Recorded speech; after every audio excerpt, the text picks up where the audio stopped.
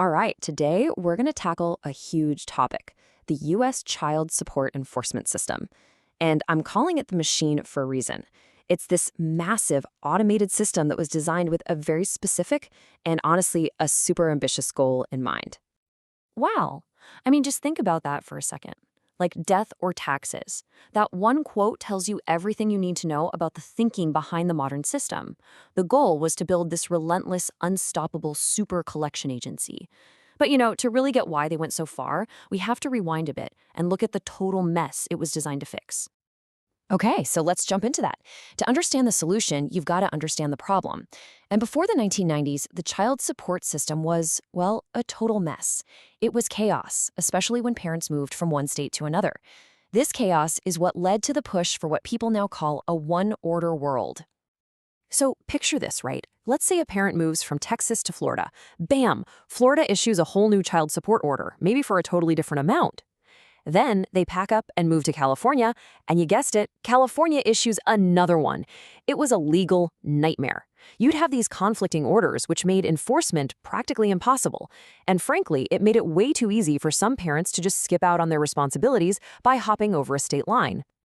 So faced with this chaos, the federal government finally stepped in. They passed a law, it's called UIFSA, the Uniform Interstate Family Support Act, and it just completely turned the whole system on its head. The big idea was to get rid of this crazy system of multiple conflicting orders and replace it with one, just one, single, powerful, controlling order that would follow a parent no matter where they went. And this, right here, this is the absolute key to understanding the whole thing, the controlling order. It's really the bedrock of the entire modern system. The way it works is, once a state issues that order, that state keeps control, it keeps jurisdiction, and every single other state has to recognize and enforce it. Just like that, this one concept pretty much solved all that cross-state chaos. All right, so now that they had the legal framework, this one-order world, the next logical step was, okay, how do we actually enforce this thing? They needed to build the machine. And when I say machine, I really mean it. This isn't your grandma's DMV. This was designed from the ground up to be a super efficient, highly automated system. Think of it like a giant digital web connecting all these federal and state databases to find parents, see what they're earning, and just pull the payments out. A lot of the time, it's completely automatic. And like any machine, it needs fuel. And in this case, the fuel is data. It all starts with paperwork, just like this form you're seeing. These are used to feed the machine every little detail you can imagine. Social security numbers, addresses, employer info, even physical descriptions. Anything and everything to locate the non-custodial parent and get the process rolling. So if you boil it all down, the whole process really comes down to three main steps. Step 1, find the parent. That's the locate part.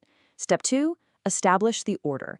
And this is interesting. It's usually based on a strict state formula, not really a judge's personal decision. And then step 3, enforcement. The second a payment is missed, wham, the machine just automatically kicks into gear.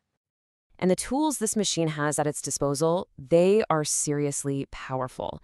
We're talking about seizing wages right from an employer, intercepting your tax refund before you even see it, blocking you from renewing your driver's license, or even denying you a passport. The whole point is to make it, well, inescapable. But, and this is a huge but, this powerful, efficient machine created this staggering, and I think largely unintended, side effect. It's like a ghost in the machine that has led to a massive, massive debt crisis. Get ready for this number. By 2006, the total amount of unpaid child support debt in the U.S. had ballooned to $105 billion. But honestly, the really shocking part isn't just how big that number is.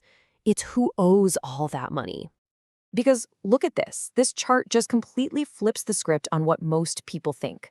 A full 70%, 70, of all that debt is owed by parents who make less than $10,000 a year.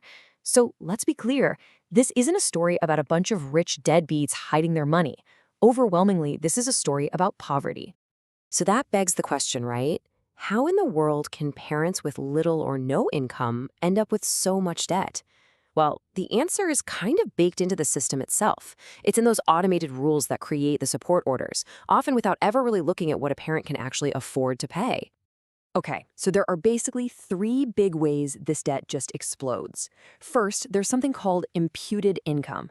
This is wild. If a parent is unemployed, the system often just assumes they to be working full-time at a minimum wage job, and it calculates their child support based on that imaginary income. Second, you've got minimum awards. A lot of states just have a flat minimum, like say $50 a month, that gets ordered even if the parent's income is literally zero. And finally, retroactive awards, which can create a mountain of debt right at the start by backdating the payments all the way to when the child was born. And here's the kicker. Once that debt is on the books, it is almost impossible to get rid of it. There's a federal law called the Bradley Amendment, and it basically ties a judge's hands. It says they can't go back and reduce or forgive the debt, even if it's obvious the original order was totally unrealistic from day one. That debt is basically set in stone, forever. So all of this, the unrealistic orders, the debt that can't be forgiven, it all builds toward the system's nuclear option, its ultimate enforcement tool. And this is where things get really controversial and raise some serious legal questions. So what happens when you simply can't pay? The machine tries to garnish your wages, but there are no wages. It tries to take your tax refund, but you don't have one. When all those automated tools fail because there's just no money to take, what's next? Well, that's when the system turns to the courts, and specifically to a charge of civil contempt. Now, this is a really important legal distinction we have to understand.